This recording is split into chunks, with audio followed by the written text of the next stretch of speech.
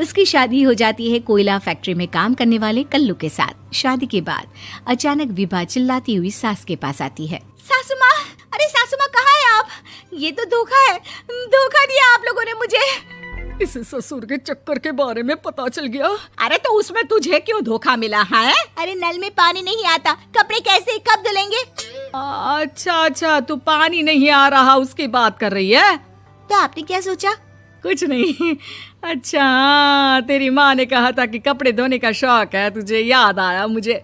शौक बोलकर कपड़े धोने वाले मेरे जुनून को कम ना आके सासू माँ, कपड़ा धोना मेरा गुरूर है।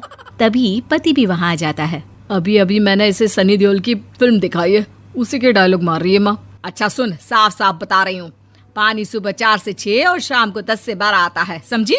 विभा टाइमिंग सुनकर हैरान हो जाती है। ये क्या भूतों का मोहल्ला है? सुबह 4 बजे उठकर कौन कपड़े धोता है? 4 बजे टंकी में पानी जाता है, फिर सारा दिन धोना ना, किसने मना किया? अरे कैसे बात कर रही हैं? 200 लीटर की टंकी में कितने कपड़े धो लूंगी मैं? सुबह ही उठ जाऊंगी मैं। अब क्या था, विभा सुबह 4 से लेकर रात के 12 बजे तक कपड़े ही धोती रहती। एक रोज सास पड़ोस से निकलकर कहीं जा रही होती है कि साथ वाली कहती है, हाँ कल्लू की माँ, जरा ये बताओ कि 2 साड़ी है, 2 ब्लाउज और एक पेटीकोट और एक नाड़े वाला लंबा कच्छा। हाँ तो? अरे तो क्या, कितना लोगी धुलाई ये बताओ। धोबन दिख रहे हैं हम क्या? हमारे पति सरकारी नौकरी से अभी रिटायर हुए हैं और बेटा सुपरवाइजर है कोयला फैक्ट्री में। धोबन समझ रखा है हमें?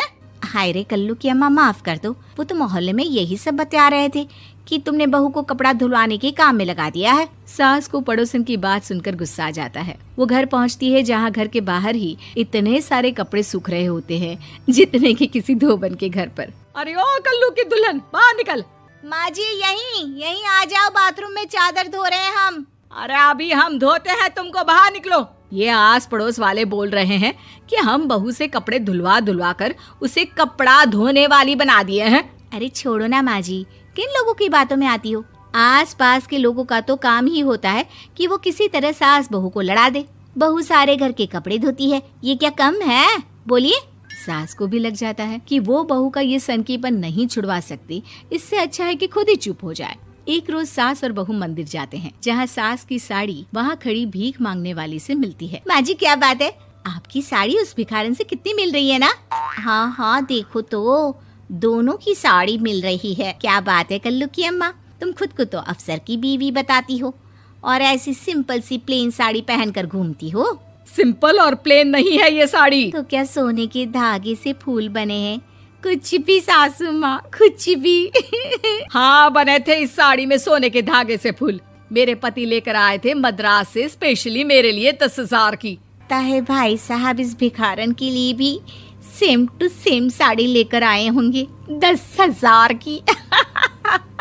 सास उस वक्त कुछ नहीं कहती, लेकिन बहू के साथ घर आती है और अलमारी से एल्बम निकाल कर लाती है। ये साड़ी देख रही है, ये वही साड़ी है जिसे मैंने अभी पहना था। इस साड़ी में ये जो चमकदार फूल दिख रहे हैं ना, ये सोने के धागों से काटे गए हैं।